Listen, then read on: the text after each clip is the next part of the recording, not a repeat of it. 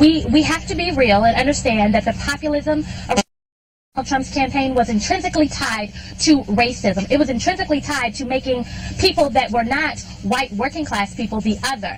Make America Great Again takes us back to people that look like me, takes us back to a time when we were in slavery, when we were in chains, when we worked on plantations, internment camps for the Chinese. So it is really, really important that if we want to heal, that if people want to get past, if Trump supporters want to say, well, why are you calling me racist, that we have to understand that the populism was tied to elements of racism. And the last thing I'll say is that racism is a racist is, I think people think racism is dogs and white hoods and water hoses and the N-word. And that is not the only form of racism. There are microaggressions.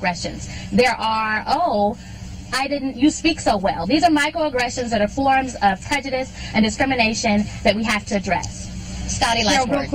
Real quick. The fact is, more than 200 counties that supported Barack Obama actually went for Donald Trump. That's the reason why Mr. Trump won. And it wasn't because of racism. It's because people were hurting. The Democrats had lost being able to talk to That is the equivalent to saying I have a black friend.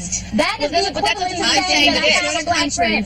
Just because 200 counties voted for President Obama doesn't mean that they don't have elements of prejudice, of discrimination, of racism. That is the equivalent to saying I have a black friend. And we just have to stop saying I don't think we're saying that racism is why he won. I'm saying that there are elements of that were very vocal and empowered and given a platform that we have not seen in a long time, that was not resoundingly rejected by Donald Trump himself for a very long time. It gave them power, and I mean to the point where you've seen them now having conferences in Washington D.C. and because of Steve Bannon's, like I said, questionable history and things he said in Breitbart, it's people who see this every single day. You can't tell me that the sky is perfect.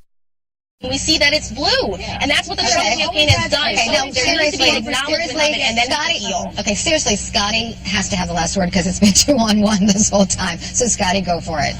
It's real simple. Racism is horrible. It's miserable, and unfortunately, those conferences have always been going on. Now, unfortunately, though, the media is covering and putting more of a spotlight on it, which I don't think helps the healing process our country needs to be dealing with, or dealing with the problem itself. Stop blaming the media.